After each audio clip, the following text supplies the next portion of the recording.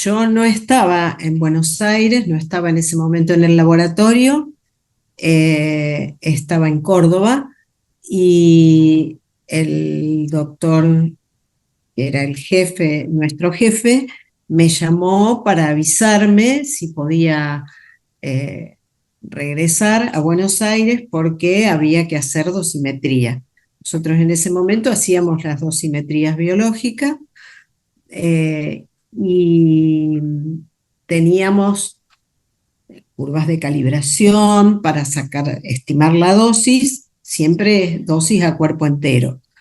Eh, yo sabía que era un accidente, no sabía que era un accidente. Cuando llegué, bueno, era un accidente donde había neutrones, donde la eficiencia biológica relativa es mucho mayor.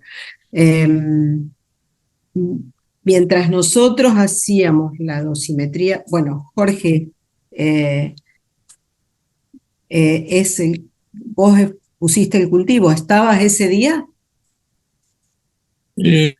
Bueno, tengo que ser sincero, esto pasó hace 41 años. Puede ser que lo haya puesto yo el cultivo, puede ser que había otras dos personas en el laboratorio en ese momento, que eran Susana Couto y la doctora Susana Couto y la doctora María María Jesús. Rosungué. Lamentablemente falleció hace unos años. No, realmente no me acuerdo ese viernes si yo puse los cultivos, pero sí que participé de la dosimetría biológica de Dosimetría. ese accidente. Yo me recibí de una escuela industrial, soy técnico químico, trabajaba en el laboratorio como técnico, y además estaba cursando bioquímica, la carrera de bioquímica en la UBA. Pero como había días que tenía que cursar, había días que me quedaba más tarde. Podíamos trabajar hasta las 7 de la tarde en Ezeiza, que había transporte. Así que lo más probable es que estaba en Ezeiza seguro. Una de las cosas que nos fue claro desde el inicio que ocurrió el accidente fue respecto de la gravedad del accidente número uno, y la otra cosa que estuve pensando en estos últimos días, que el otro sentimiento que tuvimos era que la impotencia, porque una vez que obviamente ocurre el accidente y bueno, que los primeros indicios eran que la dosis había sido muy alta, es que bueno, que la impotencia de no poder hacer nada como para tratar a Rebulich, al técnico que sufrió el accidente. Lo que hacíamos era, como teníamos ese dosímetro biológico que era hecho con muestras de sangre, lo que calibrábamos era la radiación que recibía la muestra de sangre, una muestra de sangre en un tubo, y lo que medíamos era la cantidad de aberraciones cromosómicas que se habían producido dependiendo con la dosis. Y eso da una dosis que es bastante clara, que bastante fiel a lo que ya se había visto en otros accidentes y demás. Y lo que hacíamos, nuestro trabajo era justamente, entre muchos, que María Rosa se debe acordar de algunas otras cosas, era tomar muestras de sangre y poner en cultivo linfocitos, que es una de las células de la sangre, ponerlos, estimularlos para que se dividan, y bueno, al estimular la división, lo que vemos es el número de aberraciones cromosómicas, y con eso podemos ver, con la calibración que hemos hecho antes, podemos dar una estimación de la dosis de radiación que el paciente recibe. La curva de calibración que en ese momento nosotros teníamos estaba hecha con radiación gamma de cobalto 60. Entonces sí sabíamos que la dosis era una dosis alta, porque eso no, estaban tratando de hacer toda la proporción y el espectro de neutrones y bueno, eran cálculos de dosimetría física. Nosotros lo hacíamos respecto de gamma, pero después se podía extrapolar y la dosis que daban siempre es a todo el cuerpo. O sea, es una irradiación externa que abarca todo el cuerpo. En este momento eh, existen algunas técnicas y modelos que puede decir cuál es el volumen del cuerpo irradiado, pero en ese momento nosotros, eso es en función del tipo de aberraciones, pero en ese momento nosotros que lo que mirábamos era una aberración que se llama discéntrico, o anillo, que en el caso de dosis altas también aparecen. Bueno, es ese tipo de aberraciones, nos decía que era la dosis a todo el cuerpo, pero no podíamos identificar cuál era el volumen del cuerpo irradiado, que sí actualmente se puede hacer. Lo trajeron a un contador de todo el cuerpo que hay en Ezeiza, o sea, lo trajeron a Ezeiza, y después ahí hicieron las muestras que le podían sacar de pelo y de la ropa que tenía, de la alianza y esas cosas, para hacer la dosimetría física. Yo no sé si Jorge fue el que puso el cultivo, digamos, pero la muestra de sangre no fue tomada en ese momento, porque no lo querían molestar. De ahí fue directamente a bancarios y en bancarios le tomaron la muestra de sangre. Yo creo que la muestra de sangre vino desde bancarios. Y sí, yo lo levanté el día domingo y él había fallecido, creo que falleció el domingo a la mañana, a la madrugada, una cosa así, ¿no? Eso no me acuerdo. Sé que cuando yo levanté el cultivo, él ya había fallecido. Y fue el impacto mío, uy, lo único, los linfocitos, cuando iba a poner la solución hipotónica para que nosotros podamos ver los cromosomas, en la técnica esa, los linfocitos que están en cultivo y se supone que están vivos, se van a explotar para que podamos ver el ADN. Estoy casi seguro que el sábado fui al laboratorio para ver cómo estaba el cultivo y ya teníamos algunas señales de que no estaba funcionando el cultivo del operario de Ulich, lamentablemente. O sea que, y bueno, las noticias que venían del policlínico bancario era que obviamente que estaba empeorando de salud, que el efecto de la radiación se estaba empezando a mostrar más claramente, este, que obviamente coincidía con la dosimetría física que se había determinado ya en ese momento, el día anterior. Cuando estimulamos los linfocitos para que crezcan y se dividan, nos podemos dar cuenta si realmente están respondiendo a la estimulación que los ponemos en cultivo o no, o las células mueren. Y en ciertos casos, no solamente por radiación, pero nos pasa con otras personas que hemos hecho cultivos, que las células no responden a la estimulación para dividirse y entonces el cultivo no funciona. Pero es muy fácil de darse cuenta ya al día siguiente que uno pone el cultivo, de que si el cultivo está funcionando o no.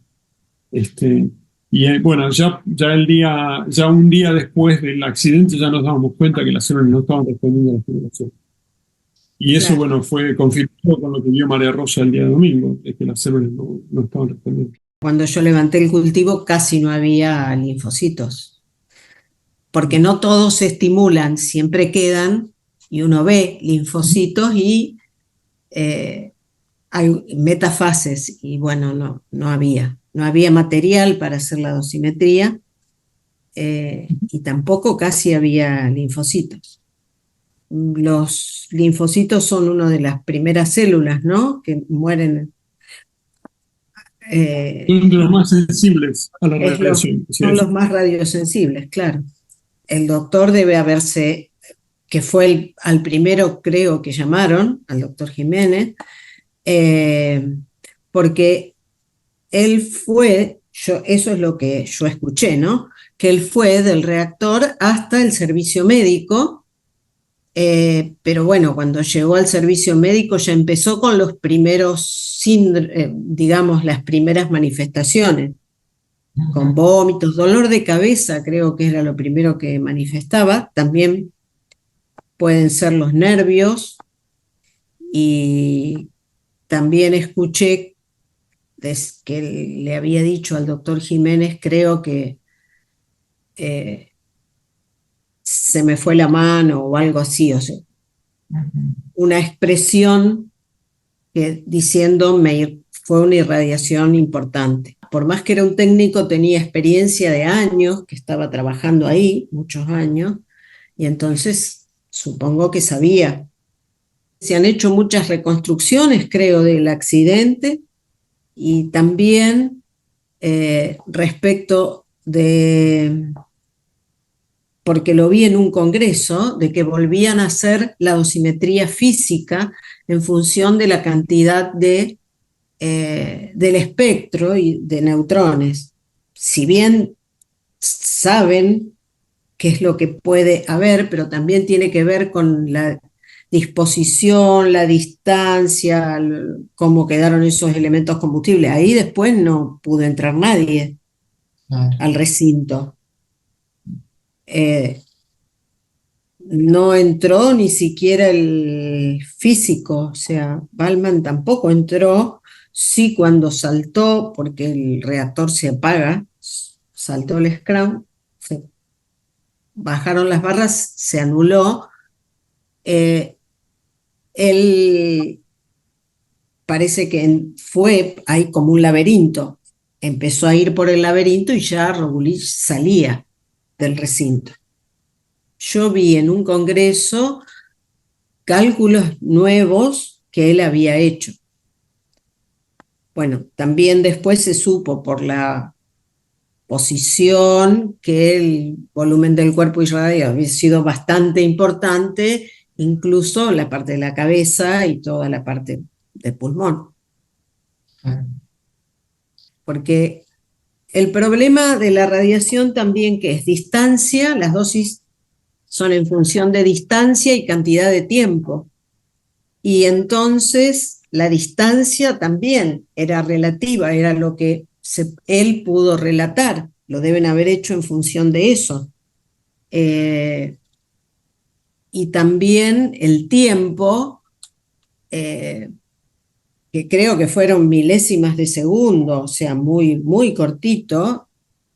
La expulsión crítica fue instantánea y enseguida cayeron las barras, pero en ese momento la radiación debe haber sido alta y con neutrones, que la eficiencia es mayor.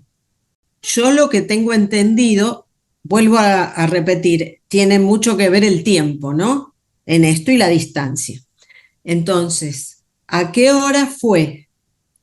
No sé, creo que decían 3:30. Había gendarmes afuera. Yo no sé, Jorge, si te acordás que 2 gendarmes también vinieron para que le sacáramos, le tomáramos muestra. Había alguien del RA3, que es de Ezeiza, que en ese momento estaba en Constituyentes, no en el reactor, pero él dice que también pasó por ahí. Bueno, entonces todo era, al principio, todo era no definido, porque hicieron dosimetría con guardapolvos que creo que tenían dosímetros en los bolsillos, en la entrada del reactor. O sea, ya con eso ya tenían una idea de la dosimetría física. Pero después, yo no sé si te acordás, Jorge, había alguien del RA3 que venía y nos preguntaba, ¿y ya sacaron algún resultado? Porque estaba él, se ve muy nervioso. Y él ni siquiera sabía, porque él dice, y yo a las 3:30 anduve por ahí caminando y fui de este lado a este lado, pero como no saben exactamente cuándo había sido, entonces se debe haber muestreado mucha gente lo que era pelo, que es lo que hizo Jorge. Pero después, nosotros creo que tuvimos 9, ¿no? ¿Te acordás? Sí, sí. Sí, seguro, Ballman, que era el que estaba en la consola, y una becaria que él tenía, que era esta chica Fontaine. Ellos dos, que bueno, las dosis fueron bajas, Jorge les debe haber dicho, porque él se acuerda, Jorge Diodati, también se acuerda de qué medían ellos, y después vino gente que se presentaba y decía, sí, pero lo que pasa es que yo el viernes a las 3 de la tarde también fui a Constituyente. Y no sé si no pasé por la vereda del reactor o sí, yo fui y pasé por ahí. Entonces había mucha gente que en el contador de todo el cuerpo deben haber medido a mucha gente porque tenía la idea esa gente de que ellos podrían haber estado irradiados. Seguro que hicimos los cultivos biológicos para hacer la Sí, dosimetría seguro. biológica de más o menos 10 personas que eran las que obviamente eran las que estaban más cercanas al reactor cuando fue el Sí, accidente. Mm, sí se les hizo la- el- seguimiento. Y también le sí. hacíamos el seguimiento de los linfocitos, Jorge, ¿te acordás? La inversión de la Ujú, forma. Linfocitos y neutrófilos. Pero esa era ujú. gente que venía y le tomábamos la muestra ahí. El tema principal creo que era calmar digamos, la incertidumbre de un montón de gente que estaba alrededor y que pensaba que había sido irradiada solamente, obviamente, además de eso, sabiendo que ya Regulich había fallecido después del accidente. Muy. En realidad Ujú. todo era indefinido quién había estado o había pasado por afuera del reactor en ese momento, pero sí los que estaban en la consola, obviamente ellos eran los indicados para hacerle la dosimetría. A las personas que deben haber sido Balman y Fontelos no deben haber venido el lunes, porque no es que enseguida eh, la, la dosis, los linfocitos tienen una vida media que permite que uno pueda tomar la muestra. Incluso cuando hacemos las curvas de cultivo, también se espera después una hora para poner el cultivo, o sea, no es inmediato.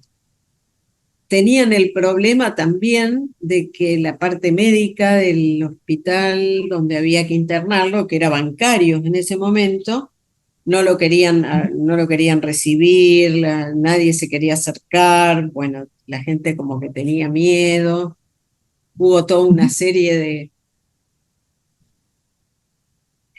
porque hay gente que trabaja en el centro atómico que a lo mejor, no sé, es una secretaria que no tiene idea de la radiación y eso, pero al sentir que todo el mundo está preocupado y que hubo un accidente, la gente estaría muy, supongo yo. Entonces, justamente cuando pasa un accidente es cuando obviamente todo el mundo tiene que ponerse a trabajar sin parar, ¿no? Para tratar de determinar qué es lo que está pasando. Esa es la filosofía del servicio, es eso. La gente a veces decía, sí, yo a esa hora pasé por ahí, o estaba charlando en la puerta con alguien cerca del reactor, pero precisar el momento y la distancia en el momento exacto en que fue la excursión crítica es complicado, pero no, nosotros no, creo que no vimos ninguna, eran todos debajo del límite de detección. Yo creo que en ese momento lo único que, pero bueno, es por mi característica, en ese momento lo único que trataba era de, bueno, si hay que hacer más cultivo, a otras hay más personas, bueno, hagamos cultivo, o sea, soy de actuar en el momento. Tal vez no pienso, sí me acuerdo de esa, la impresión que tuve cuando puse la solución hipotónica para, para ver metafases en el cultivo, que dije, uy, y ahí él ya había fallecido. Entonces, fue lo único que, el impacto. Después lo demás, no había muchos linfocitos porque no había, el preparado era muy pobre, pero bueno, metafases no habían crecido, no nada, para nada. Por un lado, lo que sentí en ese momento era que, bueno, que tratar de hacer lo mejor posible, para eso estamos. Para nuestro trabajo es Claro, justamente en este momento no tiene que fallar, o sea, todo tiene que salir bien, tenemos que hacer lo mejor que podemos, para eso estamos. claro, Y por otro lado, como te decía antes, un poco la impotencia de decir, bueno, este hombre se ha irradiado y no, ¿qué podemos hacer? La verdad no podemos hacer mucho. ¿Qué, qué, O, lamentablemente, ojalá la dosis hubiera sido mucho menor, pero bueno, sí, lamentablemente el accidente había sido bastante grave para él. No está claro si tú lees el informe, que no tiene muchos detalles, pero no está claro si a esa altura era ya, como decía María Rosa, lo que estaba sufriendo era el síndrome de la irradiación o era el shock de saber lo que había pasado Claro. psicológico de lo que había pasado del accidente, de empezar a tener conciencia de lo que había ocurrido. ¿Ok? Si era una mezcla de las dos cosas, que estaba en ese momento sufriendo. En ese momento era la Comisión Nacional de Energía Atómica. Después, siempre el doctor Jiménez lo que él tenía era la gerencia de protección radiológica, o un departamento de medicina, pero siempre protección radiológica. Toda esa protección radiológica, como que toda esa gerencia después se desdobló porque no podía estar la función de la protección radiológica es cuidar a los que trabajan con radiación. Eh, y entonces se separó de Comisión Nacional de Energía Atómica y se creó la Autoridad Regulatoria Nuclear. Por eso los laboratorios siguieron estando dentro de CONEA, o sea, en el centro atómico, pero la función nuestra era la de regular. Enfrente del centro atómico hay un barrio de unos departamentos que tendrán 4 pisos, no son, pero es un barrio que son todos los departamentos así, los edificios iguales, no sé, no me acuerdo cómo se llama, pero que la gente de ese lugar, muchos trabajaban en el centro atómico, eh, y entonces, claro, habrán empezado a decir, bueno, pero entonces también nosotros estamos irradiados. Es lo único que me acuerdo, que así como de prensa había un reclamo de esa gente que, bueno, decía ahí, pero también entonces nosotros nos irradiamos. Eh, bueno, y ahí habrán trabajado los que hacían las dosimetrías físicas, ¿no?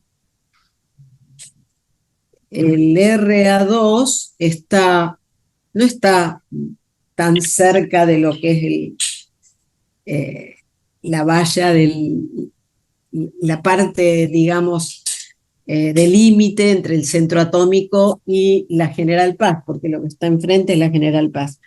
Y estos edificios, que son los que decían que ellos se podrían haber irradiado, estaban del otro lado de la General Paz. Así que había una distancia importante. O sea, la dosimetría física seguramente que la habrán hecho, supongo, pero estaban lejos. Y como el accidente fue bastante localizado, me acuerdo lo que estaba mencionando María Rosa, pero no de algún otro. Localizado y de milésimas de segundo, o sea, muy cortito el tiempo de la excursión crítica, por lo tanto, eh, muy difícil, digamos, determinar la distancia a la que una persona estaba del otro lado de la General Paz en ese momento exacto. O sea, eh, es distinto, no sé, cuando ha habido accidentes que nosotros también participamos en uno de Chile, de gammagrafía, eh, o en el de Goiânia, que el doctor Jiménez sí se fue a Goiânia para atender los pacientes, pero bueno, dicen que había un estadio donde se medía la gente, pero eso era contaminación. La gente estaba contaminada porque desparramaron el radionucleído.